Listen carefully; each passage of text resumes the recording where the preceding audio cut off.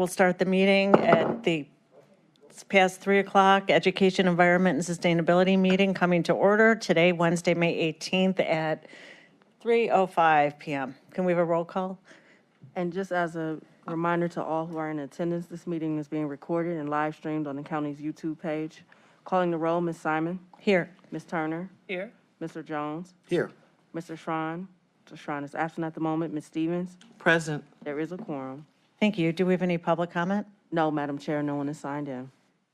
Minutes, April 20th. Can I have a motion to approve the April 20th meeting minutes? So moved. Second. All in favor? Aye.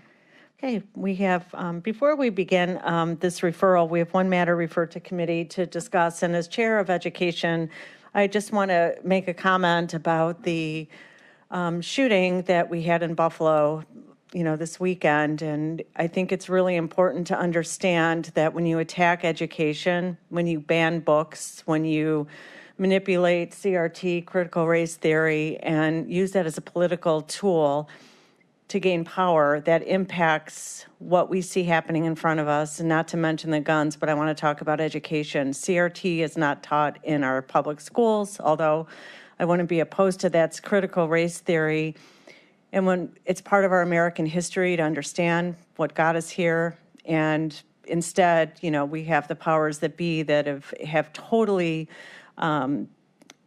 made a point to not teach history in the context, and at the same time ban books, Huckleberry Finn, whatever it is, to teach children about we're all different, but yet we have common denominators that make us human, that make us kind. But I just want to make those comments that, we're losing our way, but it starts with education. And I can't believe we're sitting here in this year banning books. Every single person needs to stand up, and I can't, that is the worst thing, because that's how we learn about each other. So those are my comments, and, it's disturbing, and I don't think any of us sitting up here can let this go by, but it starts with education. It starts with books and humanity. All right, we have one matter, 2022-0126. Resolution number 2022-0126, making awards on requisition number 8476 to various providers in the total amount not to exceed $9,397,121 for the Comprehensive Case Management Employment Program, Employment, Education, and Training Services for Young Adults. Thank you. Hi, Marcos. Good afternoon. Marcos Cortez with Health and Human Services for the Division of Contracts Administration and Performance. I'm going to talk about the process of how we got here for these contracts. Paul Bounds will give some comments about the program itself, and then we have the vendor representation who can answer any specific questions about their programs. This is a contract with both YOU, Youth Opportunities Unlimited, and Verge, Inc. For the Summer Youth Employment Program. These are being awarded off an RFP that was issued late last year, December 28th, and closed on January 26th. We received 4 proposals from Catholic Charities, Eckerd Youth Services, YOU, and Verge, Inc. And because we only received 2 proposals, 4 proposals, we created two review teams to give us a greater depth of review of these proposals. And in the end, both YOU and Verge came out on top. In the past, we've primarily contracted with YOU, but Verge had such a strong proposal that we thought it would be great to include them in this project. Part of the reason why we're a little late with this is we wanted to make sure that they weren't going to compete with each other, but more complement each other. So we had to do negotiations around how they were going to work together. We're here now presenting these 2 master contracts. Okay, we're going to hear from Verge and... Actually, Paul, I think will do both? Okay. Any questions? Yes. I'd like Councilwoman. A couple of sentences description from the staff perspective on what the difference of programming is, that because it just says not to exceed. It doesn't give us substantive information on what they're providing that's different. even if it's just a couple of sentences from you? So both YOU are serving TANF-eligible youth. I believe YOU is focusing more on the kids in school, and while Verge is focusing on the out-of-school youth and older adults. Okay, you were concise. Thank you. Thank you. But we'll hear a little bit more from, who are you bringing up? And Craig, or- yeah, hopefully if I said anything wrong, they can correct me on that. So who's, Paul wants to make a few comments.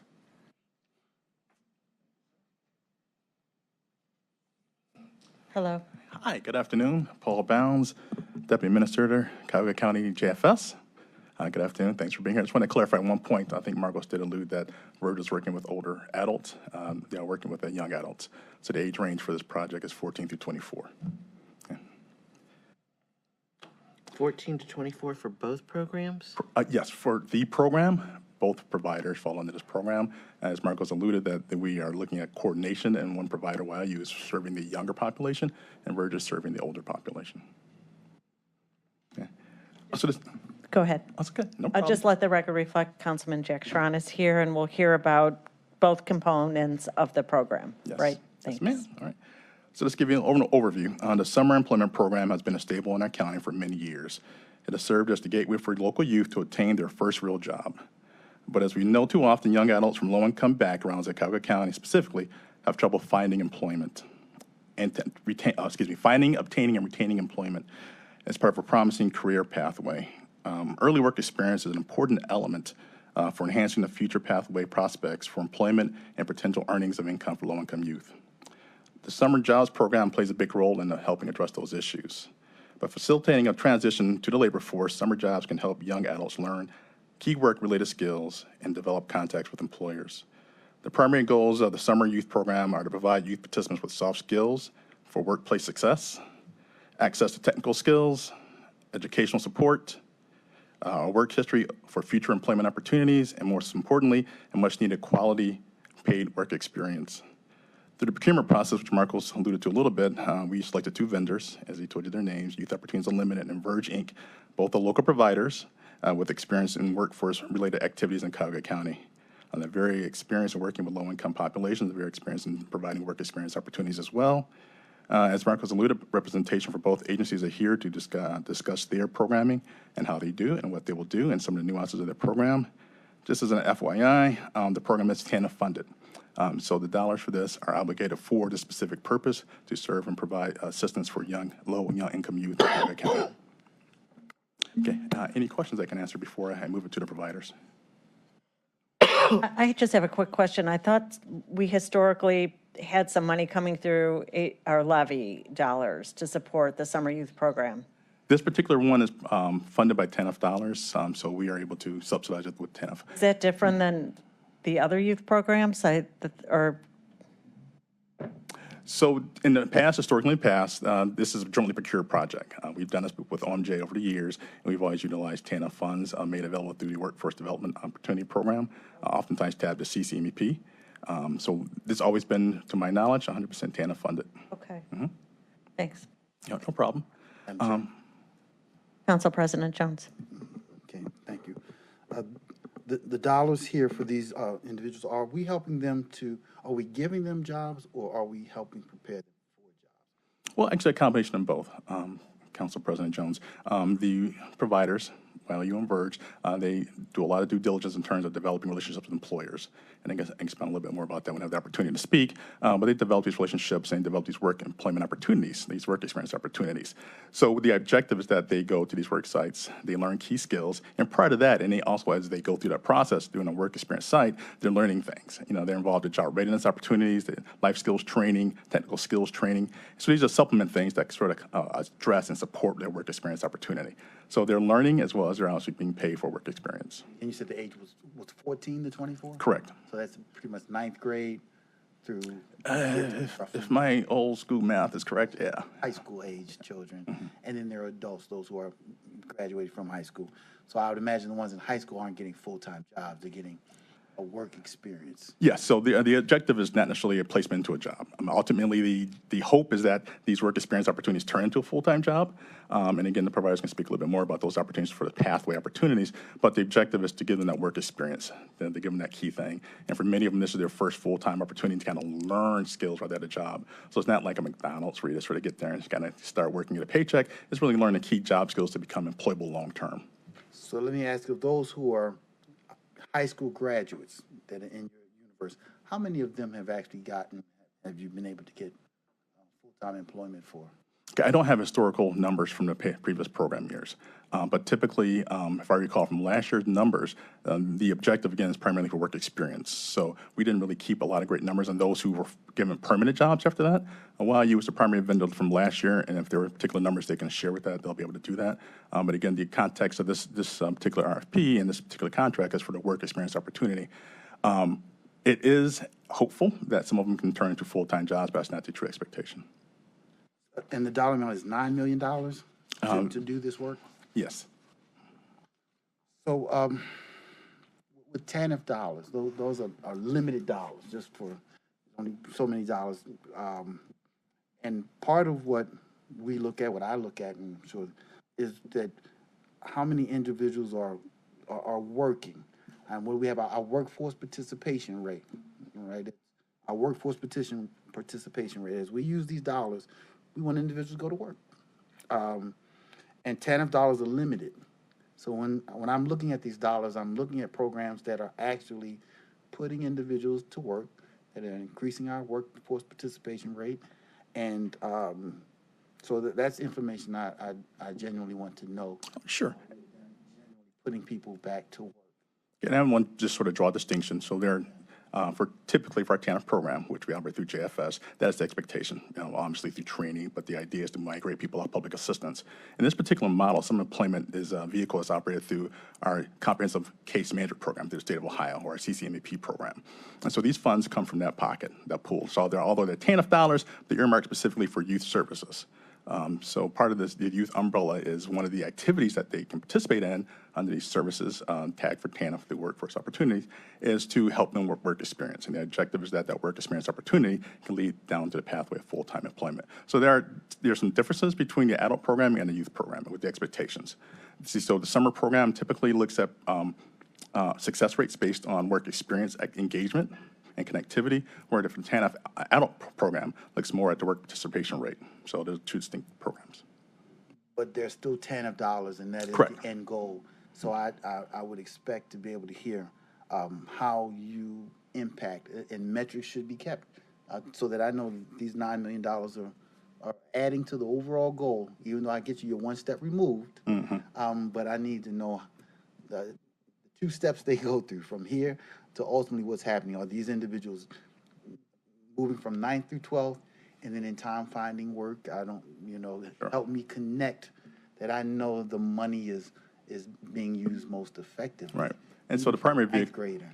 Right, I'm sorry, I didn't mean to cut you off. The primary vehicle for our measurement for this is the actual number of work experience participants. It's the number of work sites they're at, the number of how many we have placed. So that's our primary matrix for this program. Again, the indicator is not necessarily those placed in full-time jobs, but if there's a way to process and collect that data, we can work with the providers to determine that. And I'll say this, as you go back and look and hopefully be able to share with information, I tend to not look at output, but outcomes. Sometimes I get my response and I get a lot of output. We did this, we did that. I want to know, what are the outcomes? Right. So maybe we can have a conversation offline. Absolutely. And again, part of our tracking, we do keep monthly tracking and then reports from our providers that indicate the number of clients we have at our work sites, and we are required based on funding guidelines that we report that to the state of Ohio. So that's something we can report back to this committee if asked. Thank you. No problem. Any other questions? Councilman Tron. Thank you, Madam Chairwoman. On Monday, there was a presentation that also included Youth Opportunities Unlimited. How does that fit with what was done here today or being advocated here? Councilman, I cannot speak to that. I was not at that committee meeting, so I'm not sure what that was referenced to. Again, a representative from YLU could probably speak more to that, so I'm not sure exactly what that context. I can speak on behalf of the agency to state that they have multiple contracts that are funded through multiple departments, so they can probably provide a little more insight to you. Okay, this was around the sector partnership and embedding the Youth Opportunities Unlimited as one of the delivery services for what sounds to me to be a similar type. Well, I'll wait to hear. They're going to take them. I'll wait to hear what they have to say then. Thank Yeah, you. they have an opportunity to ask, but again, on behalf of YLU, they have a long-term organization in the city of Cleveland and Coweta County who serve youth. So they're involved in very many different initiatives to deliver similar services, so they can provide a little more context to your question. Any other questions at this point? Okay, thanks. I think we'll bring up, All right, well, well, first we have Verge as subsection A, and then we'll have those questions answered from Director Dorn from YOU next. Let's start off with Verge. Verge. Thank you.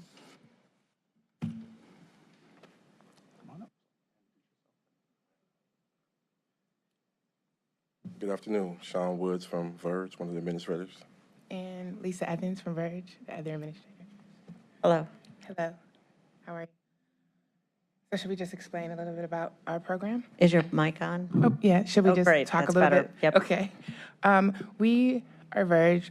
This isn't our first time operating Summer Youth. We actually worked with YLU in 2009 and 2010. We placed 1,300 young people into summer jobs in 2009 and 920-ish in 2010.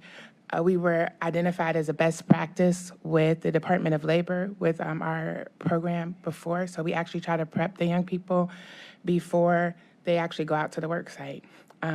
Councilman Jones, to just speak to what you were saying, we've been working with Cuyahoga County for a very long time.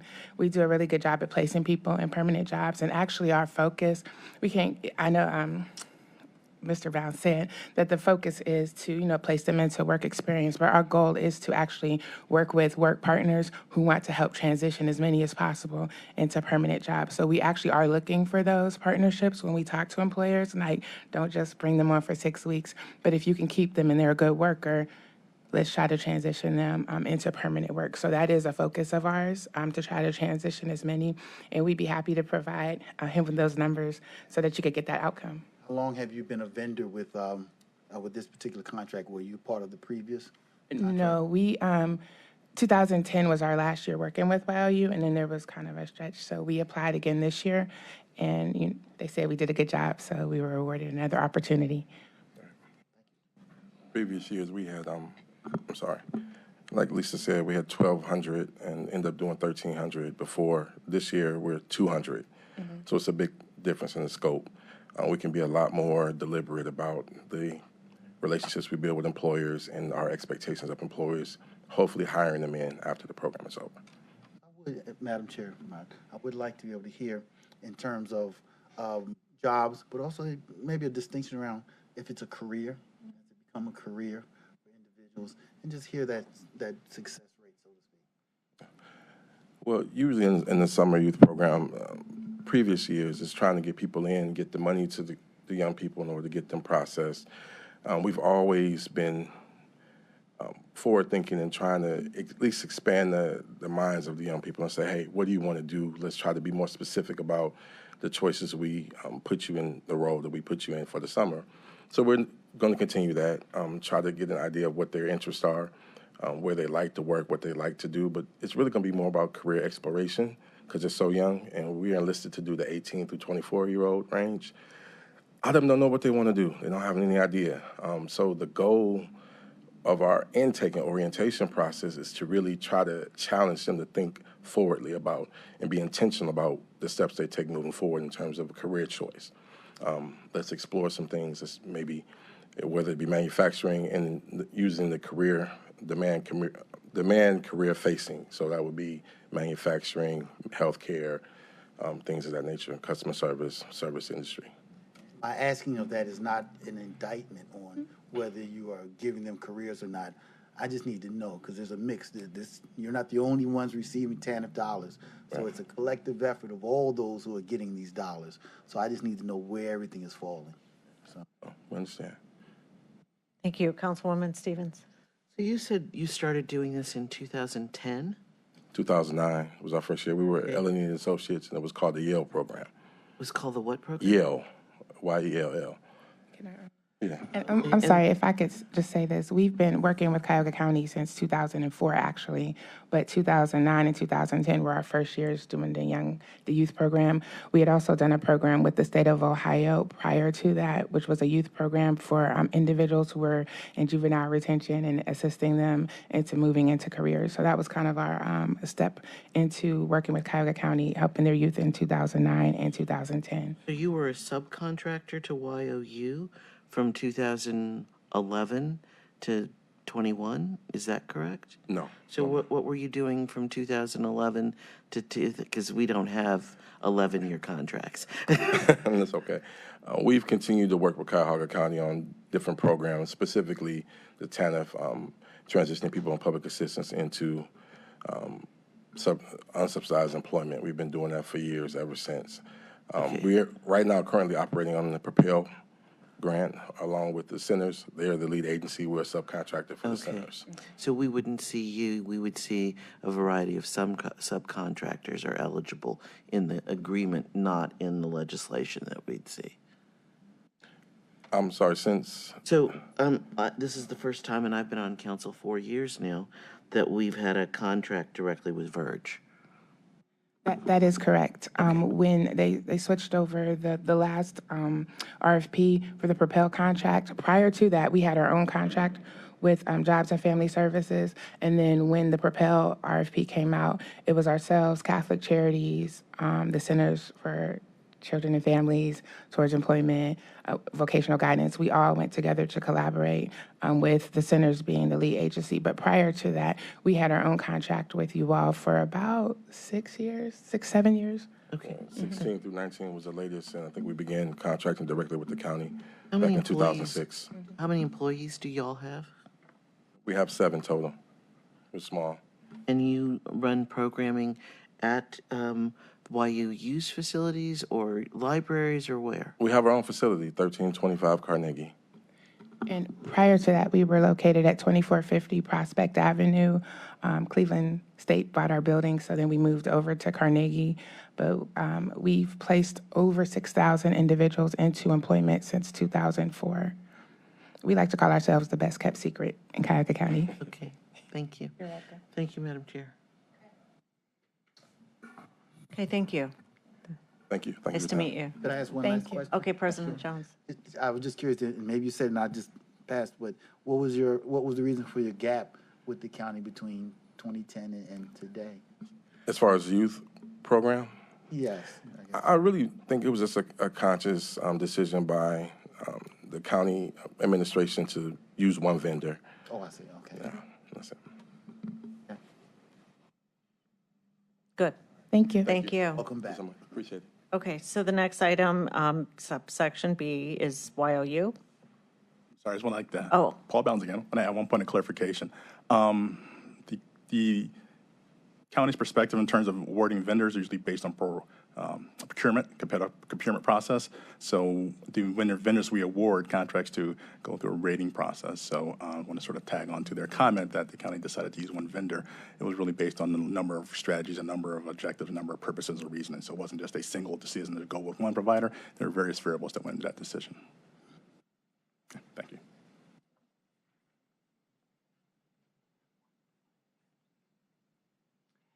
Hello again.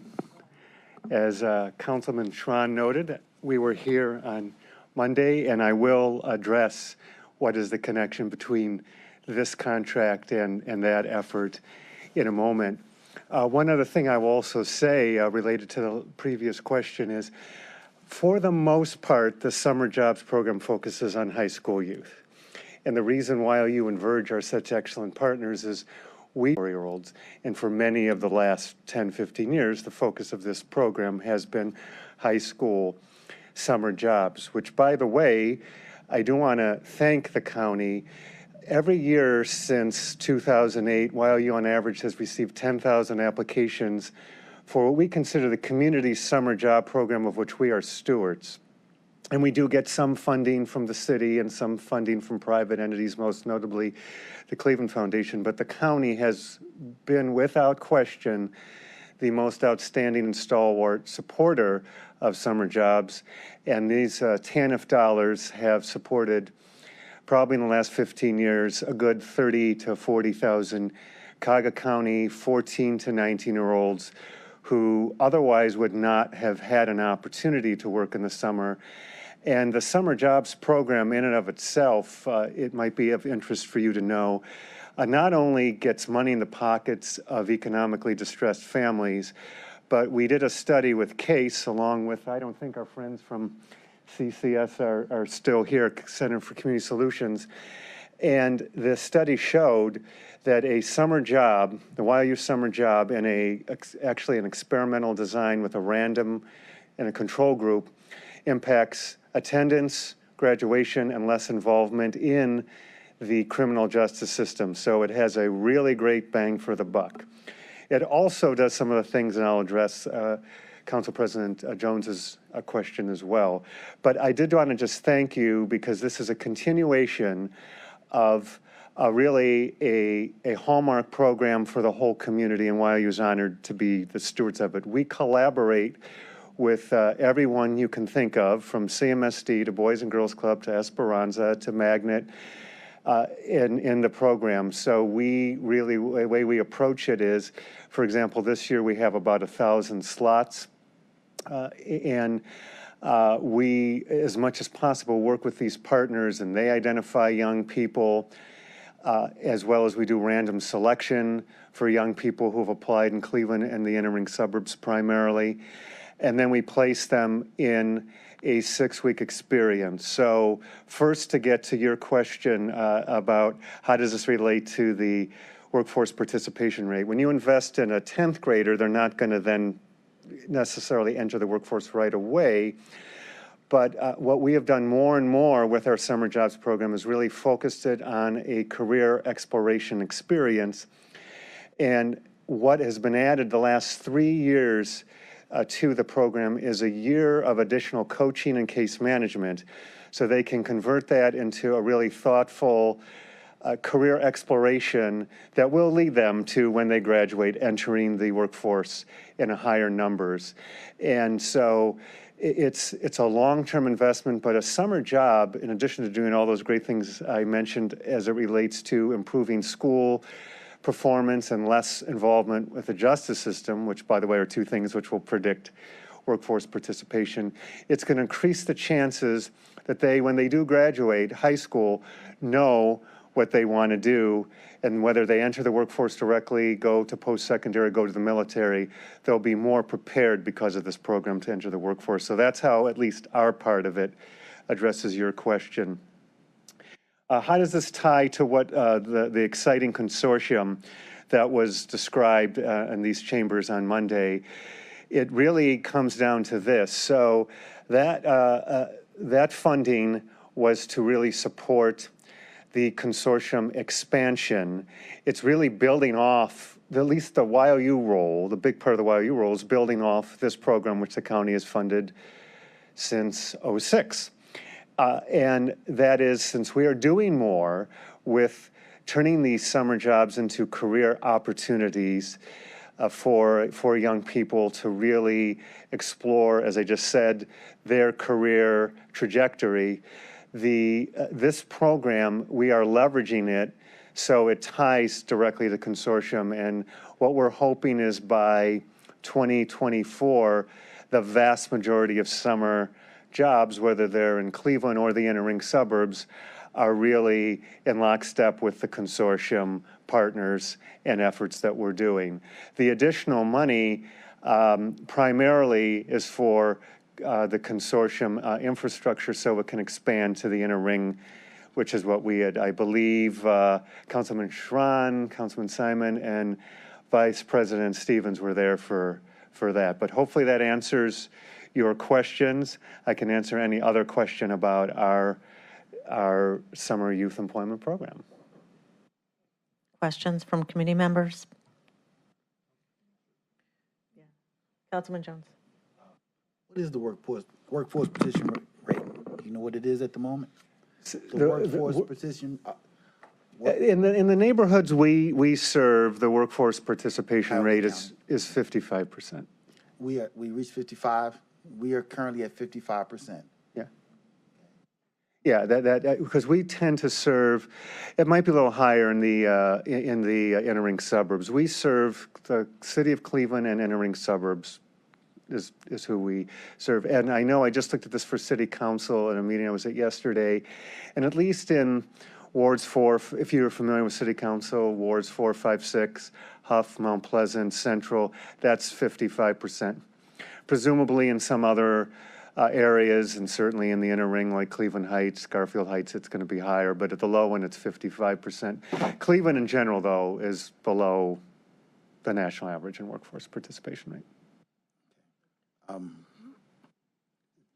The 14 to 24 age range, you are simply the high school, whereas Verge is the adult. Is there any overlap, or that's There's just a clear not distinction? really an overlap. If for some reason a 20-year-old applied to us for a summer job, we would share them with Verge, and if a 15-year-old applied to Verge, they would share them with YOU. So when Mr. Cortez was talking about we were working out how we work together, that's how we'd work together. Now, I'd say that most of the people who apply to YOU are high school students. If anything, we get 13-year-olds who can't work applying to our program. I know this is the start of the contract, so can you project how many children you will be able to serve for the close to $8 million? Yeah, so that's in over 2 years, and it's between 1,000 and 1,500 a year for the next 2 years, so between 2 and 3,000. I know you sat down, Ken Verge. Do you have a projected number of children you think you'll be able to serve for your contract amount?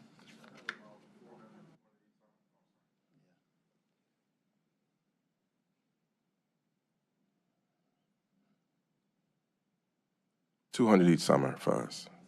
Yes. Yes, sir. Thank you, thank you.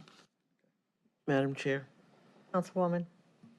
so on average, each year you serve how many young people?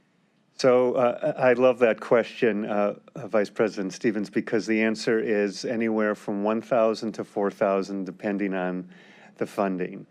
And that this- covers the inner ring suburbs as well. Yeah, absolutely, yeah. So it's about 65-35 split, with 65% being Cleveland and 35% inner ring suburbs, and dominated by east side inner ring suburbs.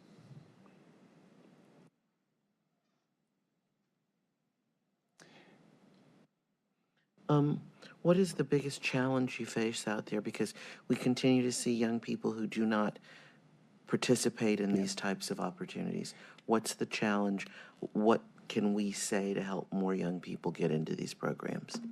Yeah, I think of a couple of challenges come to mind. One of them that is a more recent challenge has been COVID. So I mentioned our average of about 10,000 applications annually since '08. That was really more 13 to 15,000 pre-COVID, and it's been more like 5 to 7,000 post-COVID.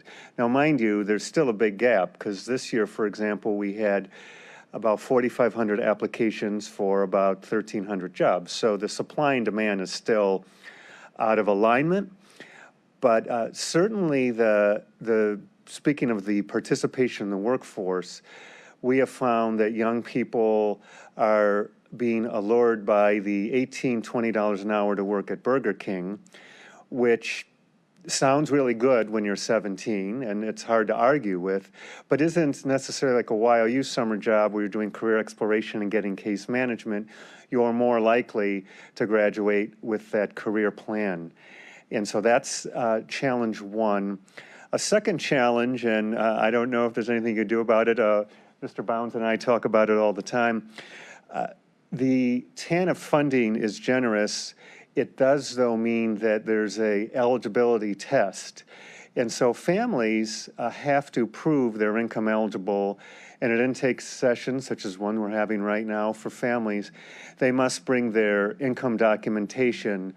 And if they don't have it, even if we know they're poor, because maybe they live in a community, because we're eventually judged, people look at our files to make sure the families were TANF eligible. We have to sometimes not sometimes, every year we turn away hundreds of families because most of the funding is from the county through TANF. So the way that could be helpful, I guess, is encourage the business community to start to contribute more, and particularly large businesses. Right now, we do get some generous funding from Bank of America, Third Federal, Huntington Bank, and recently the NBA Foundation. But are there other businesses that can contribute? Because private funding wouldn't allow us to serve more families with less of the burden of paperwork. How does what we're doing here today overlap with what we looked at on Monday, Jack? That both was going to be my workforce. next question, because it seems to be an anomaly how we are hearing that there's a shortage of jobs for those slots, and yet all you have to do is look around and know that there is a demand, and people are they're redoing work schedules, they're redoing production schedules, they're redoing everything to try and get anybody who wants to come in and be a responsible individual. Exactly. And so it just seems to me this is we've got a perfect opportunity right now to do this transition for students, and to get them to see, hey, and though I have some involvement with manufacturing, I have just as much support for all these other sectors out there that are looking for people in the workforce, and it's in demand. I was at a gas station this morning, with a tire problem, and he said, I can't get anybody to come into work. And these are granted, they're probably going to pay the same $15 to $16, $17 an hour as a Burger King. They maybe involve a little bit more sweat equity to learn, but you're going to learn a skill about how to fix a tire, how to do an alignment, do those kind of things. So it just seems like we ought to be working really hard to bust our butts to get all those other people that you're saying.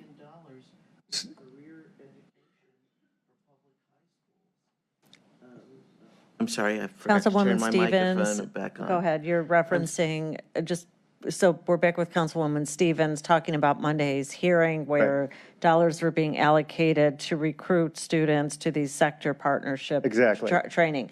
That is different from the TANF dollar programming. Yeah, so the difference is this is the summer program, which will be part of a larger infrastructure. If you remember on Monday, every organization that's involved in workforce was in the room. And what the Monday project is about is a systemic approach, particularly with entering suburbs, to get more young people 6th through 12th grade to start thinking about the opportunities, because as Councilman Schron just indicated, they're there. And long term, I would argue it's better to work at a auto mechanic place than it is Burger King in general. The career trajectory and opportunities are greater, but they are not going to know about that unless we have a very systemic effort district-wide to go into the classrooms and tell them about that and expose them to opportunities. That's what Monday's about. Monday's about setting maybe the foundation of the house and some of the infrastructure like the plumbing and the electrical. And then as it evolves over time, this program that you're looking at funding today would continue to evolve to support that by providing summer opportunities that align with So the question is, do these two programs line up with each other? Because I see a clear need for kids to get summer employment in this career exposure trajectory. And I didn't hear I didn't hear an automatic link, and I'd love to hear an automatic link because all these young people are at risk. Yeah, so let me be clear, And there's you an used automatic, and there is an reason it automatic woke link. me up was that you said career plan, and on Monday we heard career plan a lot. Right. So to be clear, there is an automatic link. There is a seamless link between the two. Okay. If I can, as privileged as the chair here, this money, the TANF money, is going for some administrative costs, but it's also to pay these kids, right? So this funding goes to their payroll. Yeah, the majority of this funding is either going to youth payroll and fringe taxes and/or job coaches and case managers to support the youth through the summer and beyond. Okay, the program on Mondays, what I heard was more about like school counseling, that they don't have school counselors anymore. When I was in school, we had a counselor that we talked to about what we want to do, but what I heard on Monday is those don't exist anymore, embedded in especially the Cleveland School District. So this money that we talked about Monday will go toward providing what I call school counseling. So it's not direct payment toward jobs. It's more about going into the schools and saying, here's, what do you want to do? Yeah, it really is that doing those behind the scenes things that would feed this program. But I will say that of the 9 million on Monday, a small portion has been allocated for additional jobs that would be as exactly linked. So we consider it one jobs program. If you go to the YOU website and you apply, you don't know if you're a young person, if your job was subsidized by the county, the city, the Cleveland Foundation, the ARPA money. And you shouldn't. Right. The young people, the families shouldn't know that. So YOU, again, we think of ourselves as stewards of all this community summer jobs. It's the Community Summer Jobs Program. What you're considering here today is easily the largest piece of the funding pie. What you considered on Monday is a smaller sliver of that pie that would just create more job opportunities. The reason I said career in both is, again, this link, to just be more clear and concise about it. They're all linked. We're all trying to do the same thing. And the young people don't need to know where the money came from.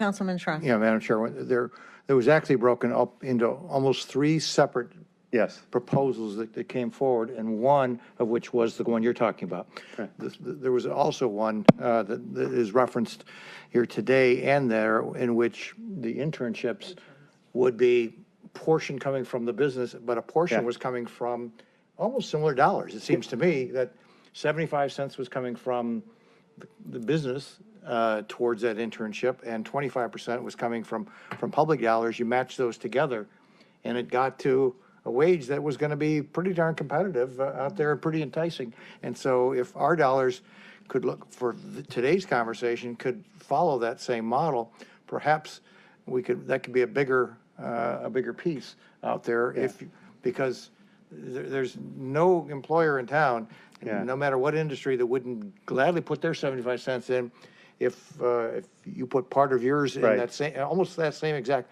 follow that model, say, hey, we're going to use part of this to do identical model on that, whether that goes into the healthcare modeling. The IT is a little tougher to do a summer IT job, but manufacturing or hospitality, it just seems to me that it's a natural fit to piggyback on those concepts that we talked about on Monday.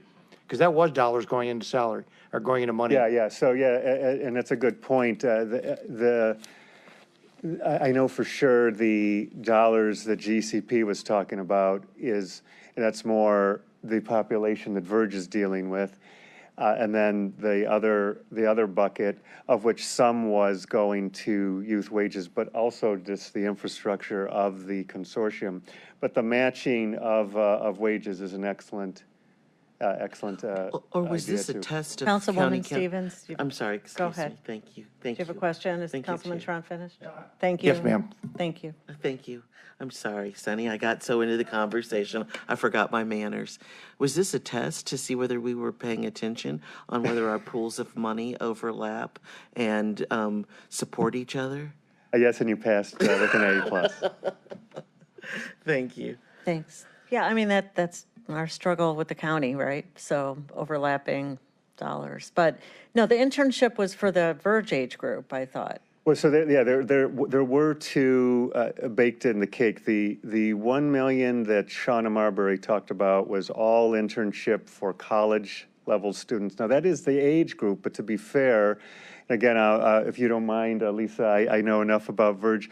The focus of what Verge is doing is young people who are struggling to even enter the workforce and are floundering. Basically, a group that Council President Jones was speaking of. And what Shauna Marbury was getting at is more the brain drain issue we always hear about, which is, hey, you're going to college, but then you're going to move to Seattle or Atlanta. And so that's a group that probably isn't TANF eligible. So that's why it was so important on Monday for Greater Cleveland Partnership in this college internship program. There's no way a college student is generally going to be TANF eligible, whereas disengaged with the workforce is what this contract is covering. Okay, I have a question if I can. That historically, we've seen that there's more, you just said it, more demand than supply. And we did scale this up with HHS subsidies in 2017. I got a lifeline answering my question because I remember that there's more kids who want to do this than Right. the TANF is limited. Right. As you just said, with the paperwork and eligibility. Is there still, what happens, so we still have many students during the summer that can't participate. This is a coveted opportunity that it's really important, but students aren't finding these summer jobs really toward a career. There's only so many Taco Bells, I would think. Yeah, and actually, it just occurred to me that the money you approved on Monday also will address that. When Vice President Stevens asked, what can we do? You did something already on Monday, because in the $3 million that Helen Williams was talking about, there is some money for summer jobs to YOU, but ARPA presumably doesn't have the same eligibility and test that TANF does. So then someone can come, you don't have your paperwork, no problem, just keep on going. And again, behind the scenes, we know we're charging it to the ARPA dollars. I see. So some of the ARPA dollars can be used Yes, through yeah. that part, through the foundation, into providing wages for Absolutely. summer opportunities. Okay. Council President? You mentioned earlier that you had hundreds of individuals who lack that proper documentation for eligibility. If I heard correctly, you were seeking to address that with more discretionary dollars from like corporate Cleveland. Yes, any discretionary, the ARPA could be discretionary, corporate Cleveland. The city of Cleveland, the new administration is very keen to invest more. They've traditionally invested about $500,000-600,000. Just talking to Stephanie House and her committee yesterday, they're looking for more dollars for next year. It's a little too late for this year. Anything that's not TANF is pretty much does the trick. What were the number of individuals again that you said did not have proper documentation? I can get an exact figure, but yesterday the director of the program, when asked a similar question at City Council, talked about hundreds. I don't know the exact number, but every year we know it's hundreds. Pam, do you happen to know or no? Okay, so we can get that information, but it's sometimes as many as a 2-to-1. We'll invite 2,000 families for 1,000 slots, knowing that between paperwork, or sometimes they moved, or sometimes the young person got another job, but there's definitely hundreds every year that we turn away because of paperwork. What is the dollar amount needed to address this issue? Once we are done with infrastructure, and we're talking about youth wages, and we have raised our wage this year to compete with everybody else, it'd probably be somewhere around $2,000 to $3,000 per youth, because their wages are now close to $15 an hour. Council President, if I can interject a question, though, but I thought you said that ARPA dollars are going to be used to help. Yeah, they are. So is your number including that subsidy? 'Cause I think was the just council- answering the question, like if we needed more money in But general. you're getting more money that we approved on Monday. Yeah. 3 million is going toward some of this too. So Right. you're already getting money above TANF to subsidize those who aren't qualify. That will subsidize some Council of just it. approved this, Council President, on Monday. So these numbers we're hearing, So, right, 4,000 young people, so just to give an example, 4,000 young people applied. We have funding for 1,300. So if we get a couple hundred more, the ARPA dollars are probably 200 a summer for 3 years, because the number I saw in Helen Williams' chart was 600 summer jobs. It's a 3-year project. So that gets us 200 more. I think Council President Jones was talking about, just in general, there's hundreds in addition to that that we would need. Every year is different, and so we have to get back to you. But the ARPA dollars help, but it doesn't completely solve for every family we turn away. yeah, I understand. I just want to make sure that was calculated in. Yeah, I mean, this absolutely. is why in 2017 we subsidized through HHS dollars. But thanks, sorry, Council President. But to the council, to the chairwoman's question, are you using those $3 million, those dollars, to address the lack of documentation? We didn't get it yet because it just got approved on Monday. Plan to So use it. yes, Is we that how you absolutely plan plan to to use use it. Yes. How you plan to use it? Are there any other strategies other than just funding? When they lack the documentation, is there any other way to prove their poverty, that it doesn't cost us $2,000 to $3,000? Well, I think the strategy that Councilman Tron raised a few minutes ago is a very intriguing one, which is having the employer pay part of the wage so you get more bang for your public dollar buck.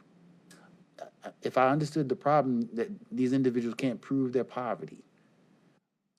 Right, I but can't- if I can't the visualize private that on the is ground, what that paying and looks then we like. leverage the ARPA dollars and the city dollars better, we can, it's a little more challenging to leverage the TANF dollars, but we can leverage all the private dollars and maybe double the amount of youth we serve with private dollars. That's not what I mean. What I mean is they come in and they're not able to prove their eligibility and to, I guess, to TANF standards or, and I can't visualize the interaction of a individual coming in and sitting in front of one of your representatives and lacking the proper documentation.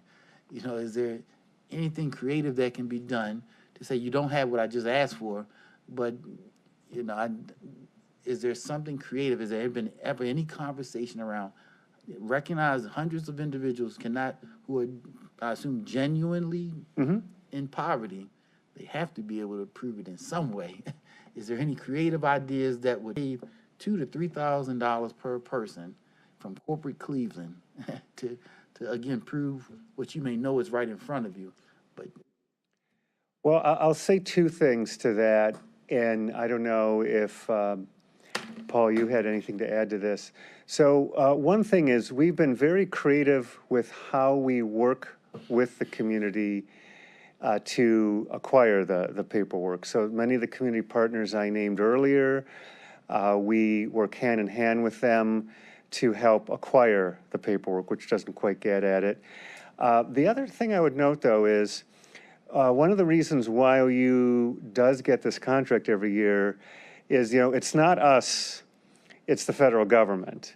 And we are enforcing that standard. Obviously, we wouldn't invent a standard like this.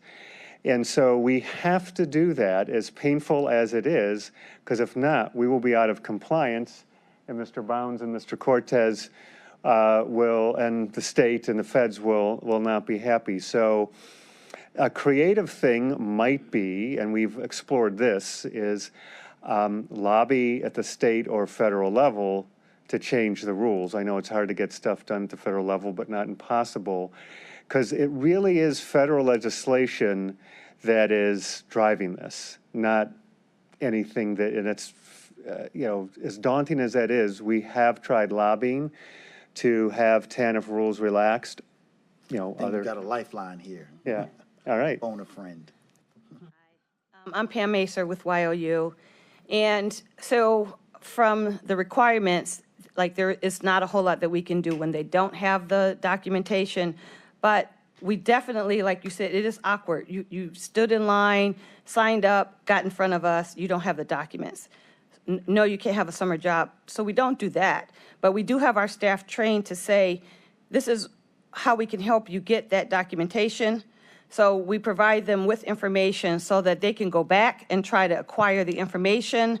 Sometimes they just have the wrong document and they have the right document at home, so then we reschedule them.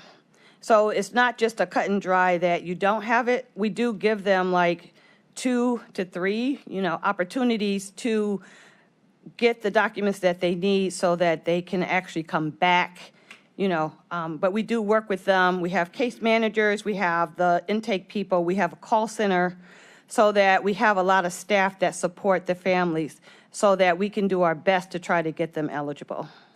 So after the first try and they've left it at home, and after the second try when they don't have the documentation, and then after the third try when they don't have the documentation, tell me what that looks like. What is it that they're missing after 3 tries? What is it missing that they're still not eligible or lack the eligible documentation? Sometimes like birth certificates, they don't have them, so they try to send away for them, and then they don't have enough time to get them back. Sometimes it's their IDs. You have to have like a photo ID. So sometimes it's really timing as far as some of the documents that they need. You want to? Sure. In the event that someone doesn't have the documentation, what you can do is do a self-attestation form to attest that they're at a certain income level if they can't get those documents. So we try to use that as a last resort, but like they said, you don't want to turn away a young person because they don't have it, but that is a tool that they've empowered us with to be able to keep them in. Okay, so and why don't you stay here? 'Cause you both, I'll hang that's no reason why. Okay, so out of the potentially 1,500 individuals that you serve across your contract, maybe a few hundreds are sent away. Out of the 200 to 400 over the course of the contract for yourself, how many have you had to turn away? Well, back then, back then, we didn't turn away too many. But then in the event that somebody just didn't have the paperwork, then we would always try to connect them with another youth program, another service in the community to to OMJ or to somewhere, because we don't want to lose them. And even with us working with the centers, we would then connect them with, the CCMEP program or something, because we don't want to just send them back out, to the community. And I can say that YLU does the same thing. Council President, if I can, I just want to clarify, to answer this, I think, more concisely, if they're not qualifying for TANF dollars, all these other dollars are available that we talked about that are discretionary. So you don't turn them away, you just shift the funding, correct? We shifted until we run out of that funding. Right. Yes. Eventually, you're going to run out Yes. of funding, but, Yeah. So right. like right now in the process, and we have private dollars, like we're almost out of private dollars for all of those families who did not have the right documentation. So the first thing that we do is go through eligibility, and then if they don't meet it, we have other funding. So we would then put them on other funding, but at some point that runs out. Yeah. Go right. I think also there's an element that, we are social service community providers. So, I think I could speak on their behalf. If somebody just doesn't fit, and I know with the older youth, if they don't qualify, forget the payment. I'm going to help you get connected to work anyway, just because that's what we do. We have those linkages. Like, let's do the right thing. And I think that's always the default is let's not just send you back on the street. Let's not just tell you no. Like, we really want to help you. And I think, committed to young people in Cuyahoga County, you definitely want to do that. My last question, what are both of your respective administrative costs with the monies that you're receiving? I didn't catch the end of what you What said. percentage of the monies that you're getting go towards administrative costs? Between 10 and 15%. Between 10 and 15. Between 10 and 15, yeah. Mr. Woods is my fiscal guy. He's coming up. Gotcha. All right. Administrative costs are around 10%, but if you look at our budget, it's $700,000 each summer for 2 years. Over $400,000 is directly for wages for the youth and their taxes and fringes. Thank you. Alrighty then.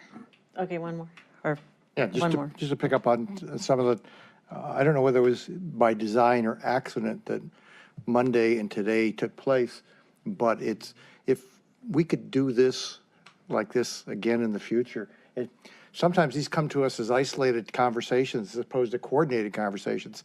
And you can hear your desire to coordinate these conversations into a unified solution. That just makes so much more sense I don't know whether it was done beforehand or how it got to be, but you were here Monday, you're here today, you're linking these conversations, and that's seems to me the way it should be out there, and I think it was fantastic. Whether it be serendipitous or by design, I don't We do give a have some darn. decent staff out there. What's that? We do have some decent staff out there. Well, is that it? Oh, they're going to take credit for this? Oh, they're going to take credit for both these agenda items hitting at the same time? And I don't want to get the cart too far before the horse. We didn't approve Monday yet, so it got approved out of committee as I understand the committee process, even though I was there and was not allowed, did not choose to participate because of conflicts. But thank you very much for filling that in, because I think that because of this dialogue, maybe it opened up your vision that, you know, there are some other places that things can get connected, and they don't have to get hard connected because of TANF dollars. They can get connected through other different sources, and I think you also have some 501c3 that are participating that weren't mentioned in Monday. There's dollars are being stacked on top of Monday's dollars that are coming from the Cleveland Foundation and other places like that weren't discussed, because those were public dollars on Monday. There were private dollars that were being put in. So I would wholeheartedly encourage this to be this coordinated effort. The sad thing is that we've got so many great organizations in town, and I don't think they coordinate as much as they could or should. Thank you. Okay. Thank you. Madam Chair? Yes.